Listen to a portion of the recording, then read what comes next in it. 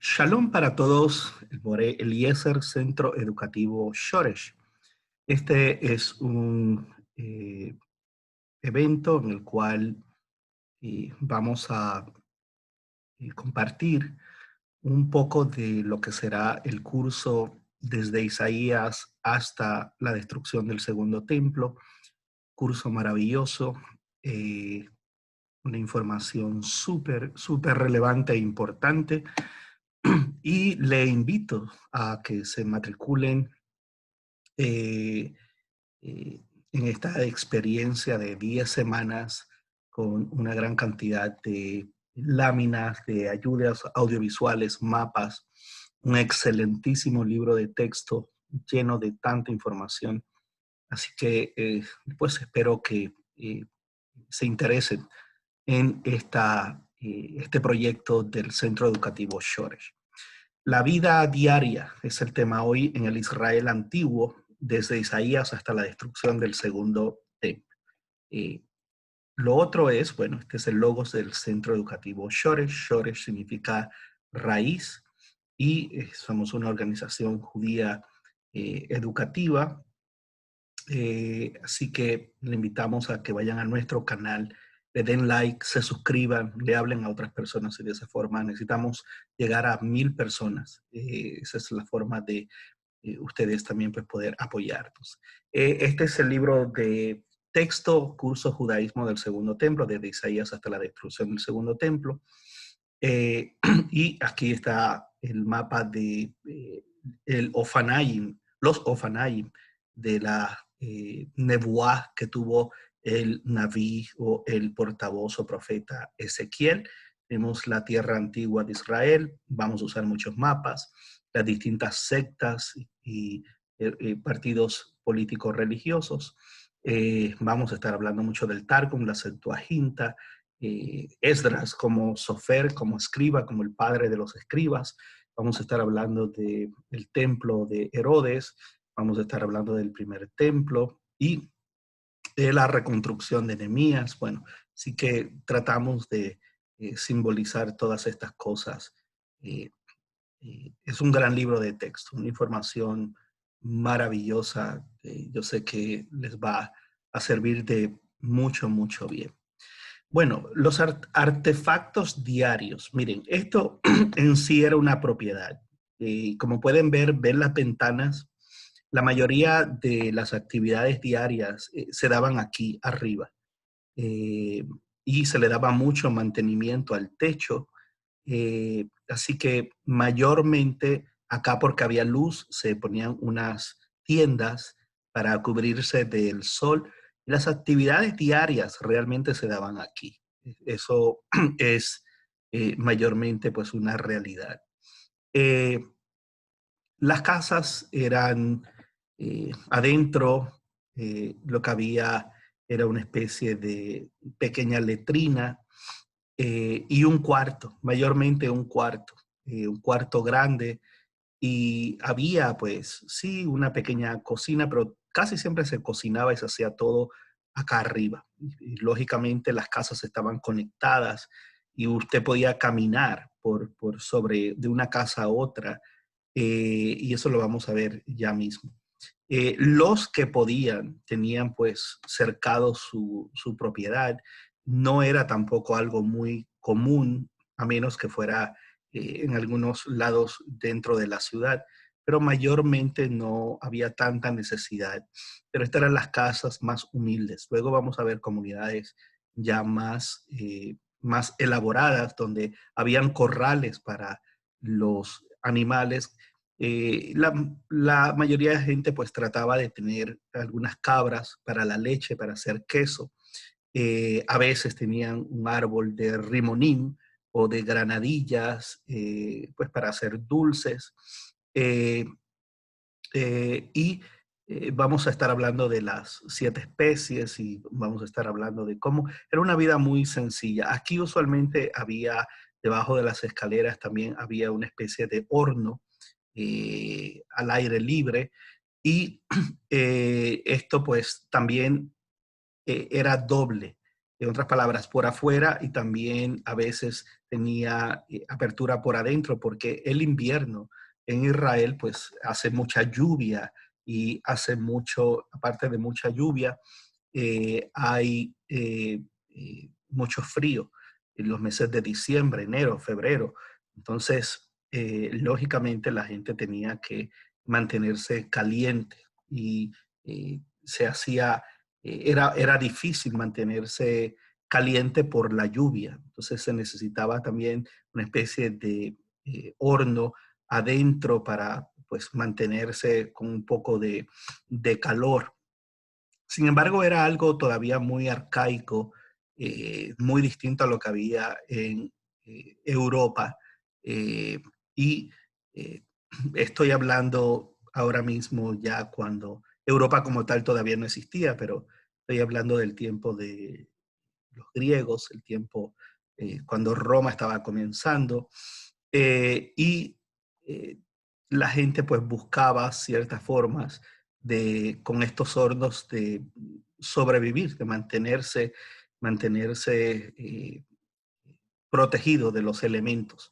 Pero la peculiaridad en el invierno en Israel era la lluvia. Y la lluvia afectaba mucho esto que está acá, que usualmente no era del todo así. Estas son las familias más pobres. Pero si ustedes ven estos palos que están aquí, básicamente es lo que sostiene el techo. Y esto pues se hacía de madera y se trataba de proteger con alguna arcilla y se trataba de hacer una terraza aquí mucho más elaborada que esto. Esto es realmente representativo de gente muy, pues, bastante pobre en ese sentido. Eh, Esto que está aquí, pues es un tanto una especie de paja, que no es paja, sino es como hilos secos, como mechas. Aquí se echaba el aceite y pues esto eran las lámparas más humildes que había. eh, eh, y precisamente por esto no había servicio de Shabbat el viernes en la noche. Se tocaba el shofar antes que comenzara el Shabbat, la gente se recogía, ya la gente estaban listos y no había encendido de velas tampoco. Así que no había servicio de recibir el Shabbat, lo cual básicamente es como del siglo XVI, XVII, bajo la cábala de Luria, igual que Havdalah. Entonces era un judaísmo mucho más sencillo de lo que tenemos hoy. No se basaba en los rezos, se basaba en los sacrificios. La gente no rezaba todos los días, solamente la gente muy piadosa y lógicamente pues ya los que pertenecían a sectas fariseas, eh, pero antes de eso, en el tiempo de Isaías, Jeremías, Ezequiel, era una vida bastante secular. Se creía pues en el Dios de Israel, en la tradición, se seguía la ley, pero no se imaginen una espiritualidad o lo que a veces pues románticamente nos imaginamos.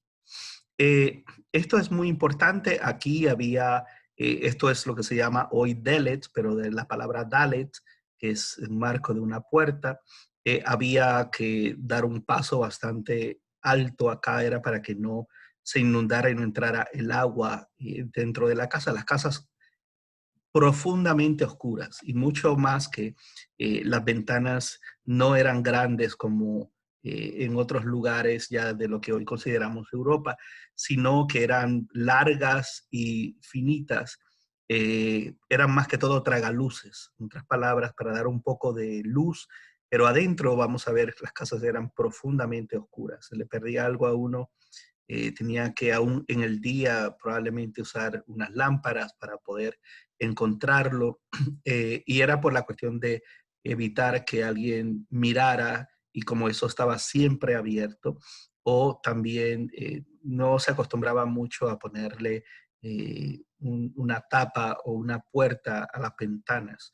Y eso pues es también una cualidad muy específica de la región. ¿Okay? Así que eso es vital entenderlo.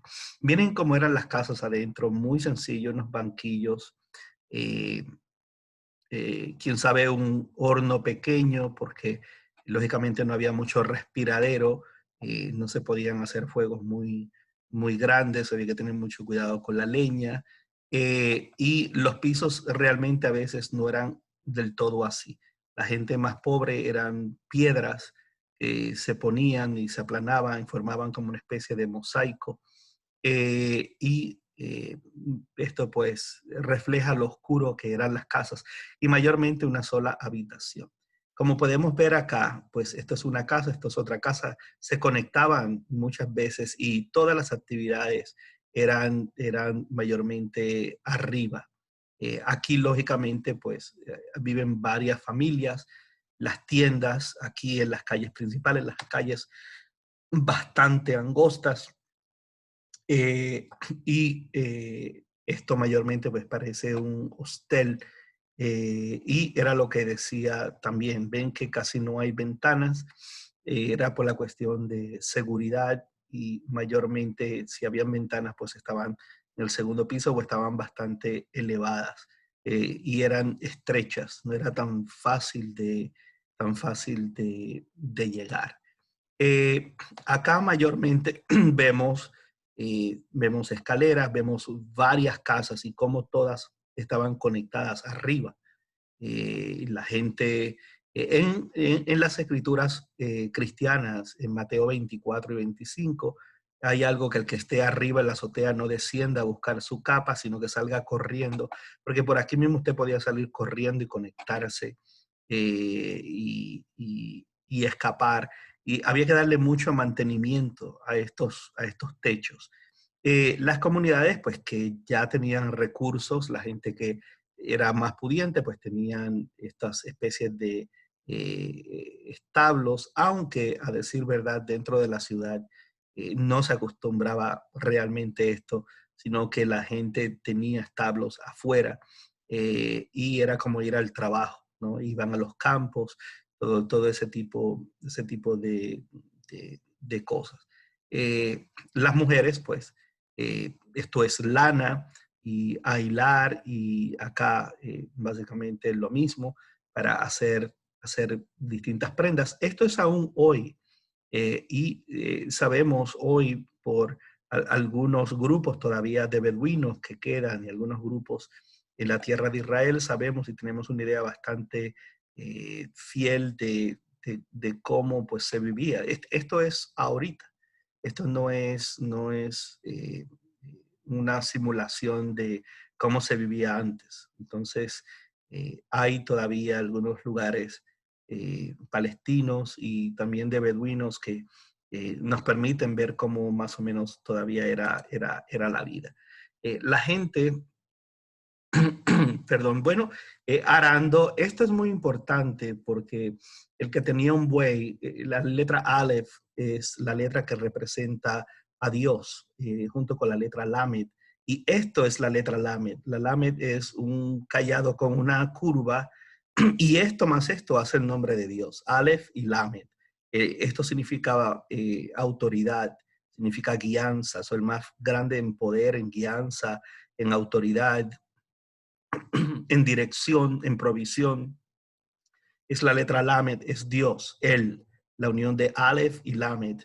Y aquí tenemos el buey, eh, que es la representación de Dios. El que tenía un buey o tenía bestias, tenía muchos recursos en aquel momento, porque no era lo mismo arar la tierra con una azada, con una herramienta, que tener unas bestias que ayudaban, y más que este terreno es altamente pedregoso, tiene muchas piedras, entonces era muy importante este arado que está aquí, va abriendo surcos, y la cantidad de terreno que se araba era, pues, eh, lógicamente muchísimo más productiva que hacer esto solamente uno a uno, ¿no? Sin la ayuda de un yugo, una junta de animales, de bueyes, lo que sea. Así que el que tenía estos recursos, pues rentaba estos recursos a otros agricultores y era una persona que supuestamente pues vivía bien. Era como hoy tener maquinaria y rentar maquinaria, pues lógicamente es un negocio muy lucrativo, ¿no? Tenemos, volvemos de nuevo, hay distintas vasijas de aceite, hay unas abiertas, hay unas cerradas eh, y distintos frutos. Eh, Así que básicamente es para que tengamos una idea de la gente se acostaba muy temprano, de lo oscuro que eran las casas y todas estas cosas pues hay que tomarlas en consideración en tener un cuadro. Las monedas ya mayormente en el tiempo, aquí hay dátiles, estamos hablando a veces también del tiempo herodiano o del tiempo eh, bueno, este es de César. Ya esto es una moneda romana. Y vemos realmente eh, cómo eran las monedas, cómo se acuñaban, no había moldes, eran mayormente, eh, vemos que no están, no son piezas bonitas. Lo que valía era el peso, ¿no? El peso y el material era lo que le daba el valor a, a esto. Y lógicamente esto se movía por talentos o por distintas, un hin, era una medida y había medidas pues de longitud y habían de peso. Tenemos la lluvia temprana y tardía, y era lo que decía, la lluvia cuando caía tenía que caer en su momento, porque si la espiga estaba todavía débil, esto doblaba y no volvía a subir, y por ende el pueblo pasaba hambre. Entonces vemos todavía esta espiga que está débil, y si llega la lluvia antes de tiempo, la lluvia tardía, y la lluvia temprana. Si llega la lluvia tardía y la lluvia temprana fuera de tiempo, afectaba directamente las cosechas. Lógicamente, a diferencia de lo que después los griegos y los romanos hicieron en la tierra de, de Israel, con los acueductos romanos que daban eh, agua pues por gravedad y entraba esa agua a la ciudad. Pero en el tiempo prerromano vemos que todo era por pozos. Y lógicamente, pues aquí las mujeres venían a buscar agua en la tarde, la gente tenía que lavarse los pies. No había mucho aseo, a decir la verdad, pues por las condiciones que había. Ya, inclusive ni en Roma tampoco, pero habían baños públicos, los cuales a veces tampoco no eran representativos de mucha gente de distintas enfermedades, todos metidos en esas piscinas, baños calientes, baños fríos, y sí nos quedaríamos impresionados de ver en los palacios los sistemas sofisticados que tenían, pero estamos hablando de la vida del pueblo. La vida del pueblo era dura, una vida, había que buscar agua, había que no desperdiciar esa agua. Esa agua era para tomar, para lavarse los pies, para darse un baño de tronco, como dicen, no necesariamente un baño. eh, eh, pues la gente, las mujeres se preocupaban más por la cuestión de oler bien, se hacían maquillajes con aceite y tratamientos con aceite y shampoo y acondicionadores, todo ese tipo de cosas que tenemos hoy con aceite y con miel. Se daban pues tratamientos. Pero lógicamente pues el mundo en que hoy vivimos y el mundo que tenemos hoy, se nos haría muy, muy difícil vivir en un mundo como este. Tendríamos que acostumbrarnos y también a tomar agua de estos pozos, que a veces pues no era agua tan clara. Eh, todo ese tipo de cosas causaban enfermedades y la gente moría eh, relativamente eh, muy temprano. ¿Okay? Así que eso es muy, muy importante. Tenemos acá básicamente distintas vasijas, inclusive eh, siempre el alcohol y la cerveza ha estado. Habían vasijas muy parecidas a estas, que servían como filtros para fermentar el vino y fermentar otras bebidas. Los platos habían en madera mayormente y en barro. Habían cucharas, no había concepto de tenedor. La gente pues usaban cuchillos, usaban cucharas, muchos potajes, muchas ensaladas. Y vemos aquí pues siempre la belleza y la representación y la moda, los collares, todo ese tipo de cosas pues siempre han estado presentes. Esto que está aquí, que es lo que vemos, esto por cierto es en la parte sur de Jerusalén, en las afueras de Jerusalén, en el presente, en el hoy. Vemos acá también, esto que tenemos acá con las gradas es lo que se llama, en la religión de Israel hubo muchos problemas con eso, porque la gente adoraba en lugares altos y a eso es lo que se refiere. ¿Por qué en lugares altos? Bueno, porque la brisa daba, ponían una especie de tienda acá, y aquí esto estaba lleno de dioses, a Baal, el dios de la fertilidad, y aquí estaba el grano, y lo trillaban, lo que hacían era que como con una especie de tridente o de tenedor lo subían, y el viento cuando daba se llevaba la paja y el grano caía adentro aquí, y luego lo almacenaban acá abajo. Entonces, es por eso se habla de que se buscaba lugares altos. Cuando la Biblia habla de lugares altos, es precisamente porque ahí a veces se ponían figuras a Baal y a distintos dioses, que era considerado antes de este periodo el dios de las tormentas. Aquí están haciendo vino con los pies, y esto pues es aplastando la uva, y luego caía en otra piscina. Ya eso pues eso lo vamos a ver ese proceso, lo vamos a ver un poquito más, con más, más detalles. ¿Ok? Esto es un árbol, esto es un árbol de aceitunas, y esto que está aquí es muy importante. Esto que está acá son una especie de mallas redondas, tejidas, y cada una de estas mallas se llenaba de aceite, y luego una prensa, sea una piedra grande que se subía como por especie de una pateca o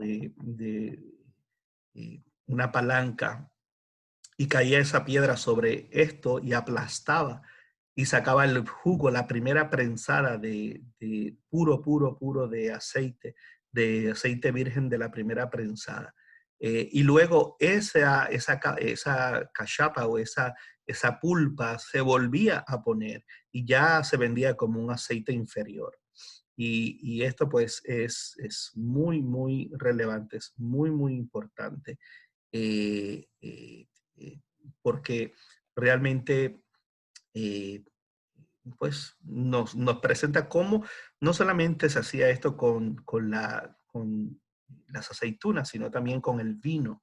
Se hacían todo este tipo de cosas, y también vamos a ver las piedras, cómo se aplastaba. Habían distintos sistemas. Cuando vemos un árbol así, esto es un árbol de 2000 y pico de años. ¿Cómo lo sabemos? Bueno, porque el árbol de aceituna, entre más ancha es su raíz y entre más a veces vueltas, a veces toman unas formas terribles, entre más ancho es acá abajo, quiere decir que más generaciones ha tenido. Y esto pues es muy representativo de un de un árbol de aceituna muy, muy, muy antiguo. ¿Okay? Así que esto y también hay una variedad grandísima de aceitunas de distintos colores, utilizados para distintas cosas, distintas calidades. Cuando hablemos de Roma, Roma tenía problemas con esto, y lo que hacía era que importaba mayormente de España y del norte de África, importaba eh, el aceite, y esto iba en unas vasijas enormes, Acá vemos precisamente vemos el mismo proceso, luego esto era echado en ciertos barriles y dependiendo la madera, pues, y el tiempo, el vino tomaba distinta fermentación y había vinos de mayor calidad por eso y de menor calidad. Y luego había de la piel de los carneros, se hacían odres tejidos fuertemente y eso pues también añadía a la fermentación del vino. Y como eso expande, pues había que ser con odres que realmente fueran de piel nueva, cosa que cuando expandieran no explotaran y no filtraran, todo ese tipo de cosas. Pues con el tiempo la gente las pudo ir entendiendo. O si no se hacía este proceso, que es poner un burro acá y esto daba vuelta y esta piedra seguía dando en forma circular, seguía moviéndose circularmente acá y seguía aplastando todo lo que hubiese ahí. Eso se hacía también hasta con el trigo para premolerlo, muchas cosas. Esto era básicamente pues eh, un elemento fundamental en la economía ¿qué pasa aquí? La economía, oh, ok. Eh, en ese tiempo en la economía. Bueno, tengo acá, estamos hablando de higos, trigos, aceite, uva, cebada, granadillas y dátiles. Cuando hablamos de miel, estamos hablando de miel de dátiles, no miel de abeja. Y el rimonín o la granadilla se usaba para hacer pintura, se usaba para asuntos médicos, inclusive hoy en el presente de la pulpa de la granadilla se hace enfermedades para el cáncer. La cebada, el trigo, los higos, el aceite y las uvas. So, tenemos todo este tipo de frutos, eran esenciales en la dieta y para hacer pan, para sanar, para eh, hacer ungüentos, para maquillaje, eh, todo, para celebraciones, para todo. Esto básicamente era la base. Y luego, pues, había quesos. Eh, eh, Como tal, no, la gallina y el pavo fueron llevados por los árabes desde la India hasta el mundo del Mediano Oriente. Mayormente sí se comían algunas aves y sabemos a través de la Torá que hay pues, un listado cerca de 23 aves, de las cuales el pollo y el pavo no forman parte y no era algo parte de la dieta como tal ahí en la tierra de Israel. Es algo un poco más, es bastante más tardío. Eh, pero sí pues el comer cabro y el comer oveja y todo, todo pues, ciervos. Eh, la industria del ganado no era una industria fuerte en Israel. Mayormente, mayormente se habla de bueyes, se habla de toros y lógicamente tenían que haber vacas, pero no era una industria de carnicería, una industria muy, muy fuerte en en la dieta, ¿no? Una dieta bastante vegetariana y de granos, lo cual pues es un ciclo agrícola y ese ciclo agrícola pues está relacionado profundamente con el ciclo climático y también con el religioso. Este os será el libro de Shemot, el mes de Aviv, en la primavera. Este os será el primer mes de los meses del año y hay definitivamente pues unas estipulaciones. Hay distintos años, el año de los árboles, el año religioso, el año del rey. Así que todo se corría a la luz, todo se corría a la luz de eh, esos ciclos que son eh, profundamente importantes. Acá tenemos Babilonia, tenemos las diferencias entre la religión de pre-Israel y la del Segundo Templo. Y tenemos acá Isaías, Jeremías, Esdras y Nehemías, el judaísmo heleno. Eh, y esta es la que estamos tocando hoy, que todavía pues no está del todo completa, eh, pero es solamente para que tengan una idea de esta del judaísmo heleno. Es bastante extensa y eh, eh, es toda esta que está acá.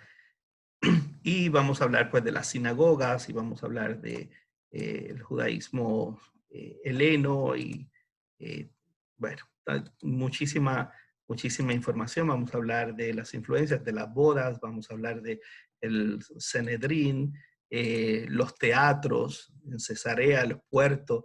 Esto es una de las grandes maravillas y cómo se logró hacer en un momento donde, en un lugar donde hay un oleaje tan terrible, se logró hacer toda, toda esta maravilla y ese puerto con distintos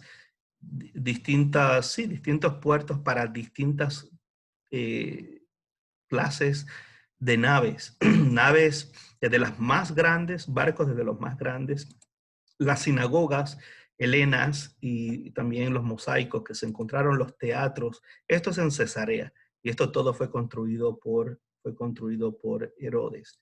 Eh, Así que igualmente aquí podemos ver, eh, esto es los judíos helenos y vamos a estar hablando, bueno, vamos a estar hablando también de por qué abandonaron varios de ellos y el judaísmo y aquí podemos ver todas las influencias y de filosofía también que había. Eso es en ese, pero cuando vamos acá, es este de Isaías, Jeremías, Esdras, eh, tenemos, bueno, este es bastante extenso y mayormente esto que está aquí nos va a dar pues una gran idea del mundo de aquella época. Jerusalén, estamos hablando de acá, es por Cesarea, los puertos, esto, Sidón y Tiro eran grandes puertos.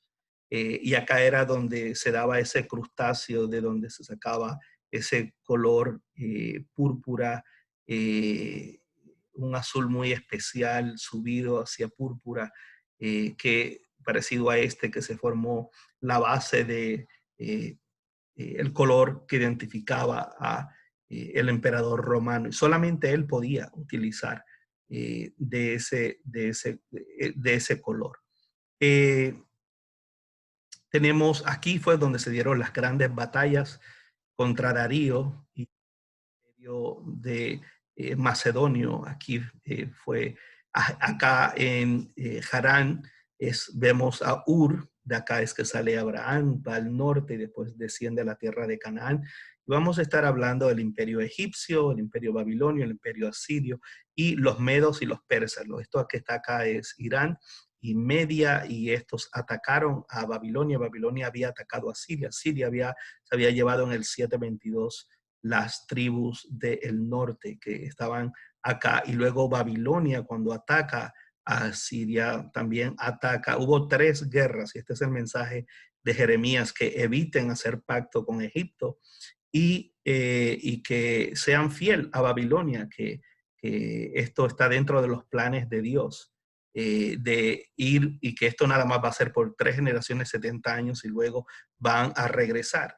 Pero el pueblo no le creyó y creyeron el mensaje que Isaías había dado 100 años antes, que fue que Asiria ya había atacado en el 722, había atacado se había llevado lo mejor de las 10 tribus acá, y intentó y rodeó a Jerusalén, y se cumplió la palabra de Isaías, donde se afirmaba y los asirios iban a venir, pero que no iban a conquistar a Jerusalén, y el pueblo siguió con su forma de vida, con sus transgresiones, con todo, y no creían el mensaje, consideraban a Jeremías, que Jeremías lo que le estaba diciendo es que se mantuvieran fiel pagando tributos a Babilonia, que esto era algo pasajero, que no hicieran pacto con Egipto, y fue todo lo contrario, y esto le causó la muerte a uno de los reyes importantes de Israel.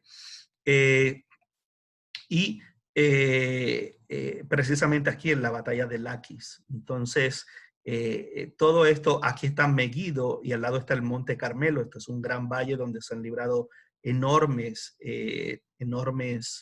batallas. En sí no se llama Megiddo, se llama Har Megiddo. Har de monte, el monte Megiddo, Har Megiddo, y de ahí es que sale la palabra Armagedón, es la fonética que se usó, la transliteración que se usó, Armagedón para Harmegido. Y Samaria, que era la capital cuando los asirios vinieron, a donde atacaron fue acá a Samaria, no a Jerusalén. Esto era el reino del norte.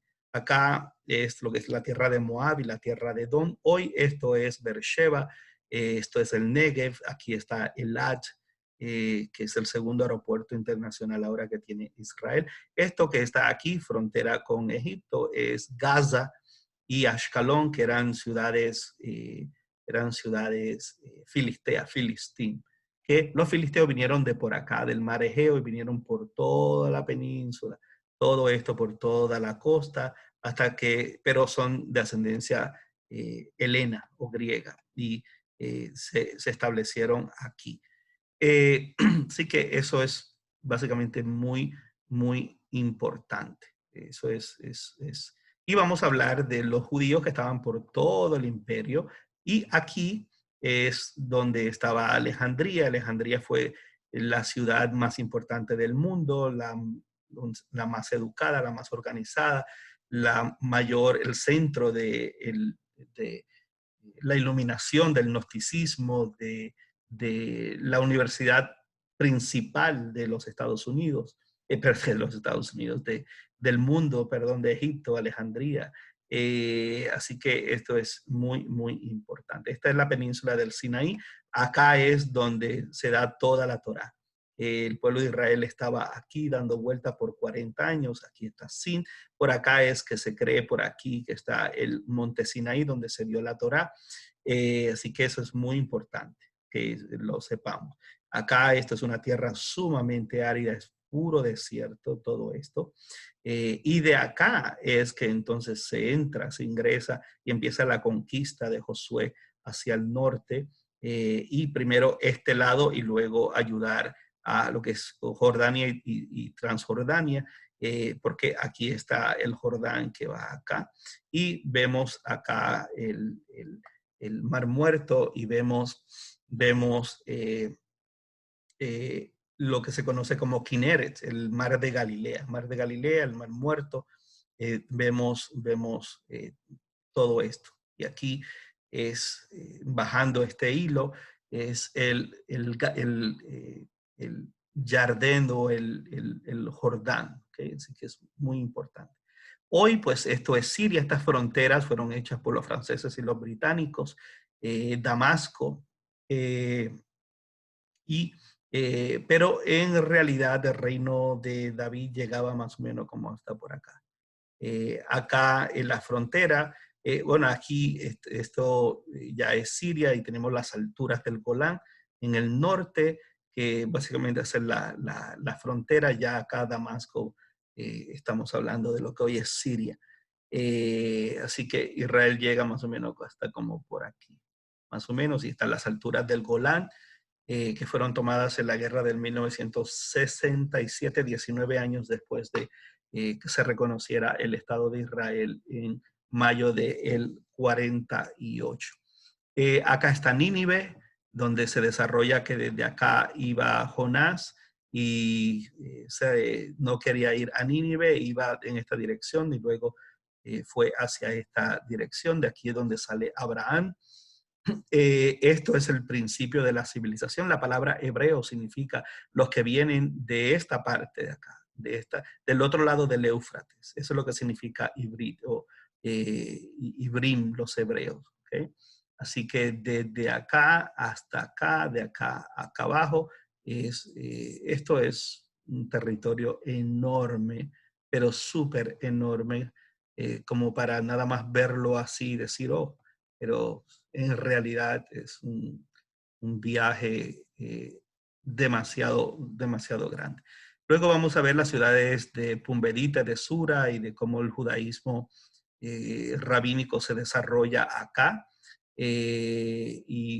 Aquí está Persia, que es hoy Irán, Babilonia, que cogía todo esto, Asiria, pues llega hoy como hasta por acá, Babilonia y Irán e Irak siempre han sido enemigos, inclusive en tiempos modernos, antes de Reagan, cuando Carter, un poco antes, la Ayatollah Khomeini tuvieron una guerra de 8 años, muy sangrienta.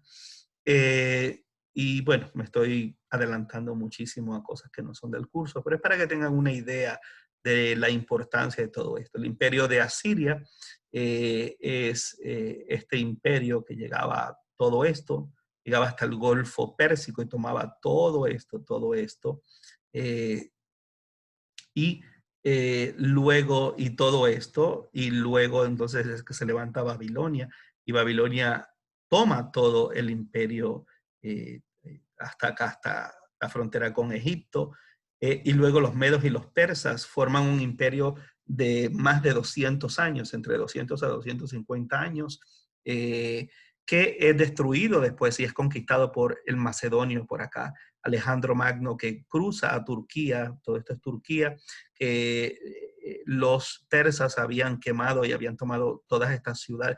Aquí es donde se desarrolla el cristianismo de Asia Menor, las 7 iglesias del Apocalipsis que están acá, y es hoy Turquía, acá está Estambul.